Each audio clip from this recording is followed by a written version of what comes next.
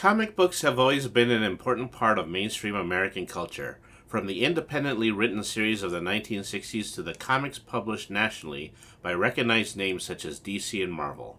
The character of Superman stands as one of our most identifiable symbols in the United States and beyond. However, the prominence of a character like Superman is not lost on the audiences who directly associate themselves as comic fans. These individuals closely scrutinize every action that a publisher like DC is willing to undertake with their characters, and as the subject of LGBTQ identification is currently a hot one, there has been a trend of creating characters that resonate within LGBTQ audiences. Now, DC Comics has announced that its latest Superman will be bisexual. John Kent is the most recent superhero to come out, following versions of Captain America, Aquaman, and Batman's sidekick, Robin. Many former participants in the Superman franchise, such as actor Dean Cain and freelance colorist Gabe Etlabe, have expressed their dislike of DC's executive decision to include a queer narrative around Superman. This criticism follows an extensive critique of woke comics, which allegedly create comic characters with diversity for the sole purpose of receiving international media attention. Why are we always taking these characters and changing them just to appease one side? You know, what about the fans of the other side? Fans that loved Jonathan Kent, loved Jonathan or Kello's son, or Tim Drake and all these, and they liked the way he was being written, and they liked the way he was already portrayed.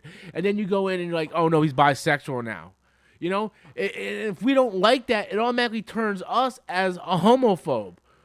At first, this dissenting opinion seems like a valid alternate argument to this form of character depiction. However, a lot of what this straight narrative suggests is the opposite of how queer characters have been introduced in many forms of media and how diverse characters have been depicted in comics from the past. We will tackle some of the common arguments which are made by dissenters of LGBTQ diversity in mainstream comics.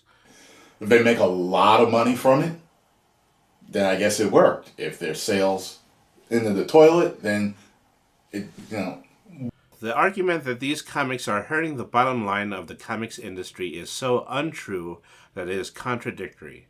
Superman, son of Kal-El, has sold out nationwide, and DC Comics is planning a second printing. A direct parallel to this sale took place in 2012, when the first issue of Archie's pal, Kevin Keller, became the first comic in the company's over 90-year history to receive a second printing.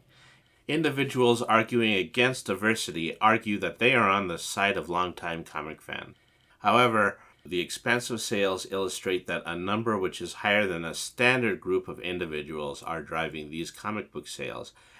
There are some that are, but I would argue the majority are saying, what are you doing? Why don't you just make a new character, make him gay, and promote him? Like, why don't you just do that? Why are you switching these characters up? Many original queer characters already exist in areas outside of mainstream comics. Keeping characters in those circles leaves them where they can be easily ignored by mainstream comic fans. Derek Scott and Ramsey Fawaz recognize the concepts in modern comics which have always provided a diverse perspective. They state that the conceptual and historical intersections of queer history and comics culture in both its visual and narrative production and its fan communities are rife and rich. Scott and Fawaz reached this conclusion on the principle of queering mainstream narratives, a principle given to them by Alexander Doty in his 1993 essay, Making Things Perfectly Queer. Queer readings result from the recognition and articulation of the complex range of queerness that has been in popular culture texts and their audiences all along. Individuals engaging in a diverse reading of the original Superman know that Superman is both a strange visitor from another planet and a protector of American values. This was intentionally written into the text by Siegel and Schuster, who are both immigrants and face marginalization within American culture due to that fact. In the case of John Kent, having an alternate version of Superman does not diminish the principles and beliefs of the original Superman, Clark Kent. Rather, he is capable of being his own character, one that can develop the interpretation of the Superman character through his own queer identity. So Blake Masters says, not everything needs to be gay, but in a way everything sort of does need to be gay. Because if you're going to insist upon this new moral standard, it's not going to stop at do whatever, you do you. Many dissenters also tend to state that it isn't necessary for there to be queer versions of characters like Superman, because representation like this isn't necessary in comics.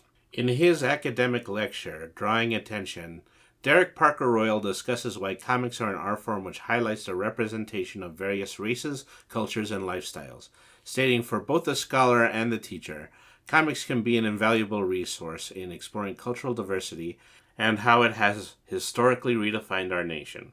It is from this understanding that it becomes a necessity for comics to provide a wide variety of representation.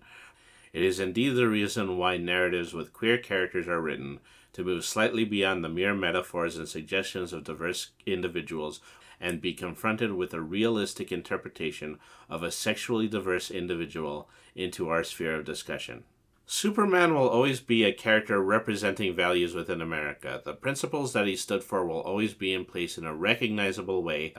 However, by introducing alternative characters with alternative stories, we invite individuals to the possibility of representation.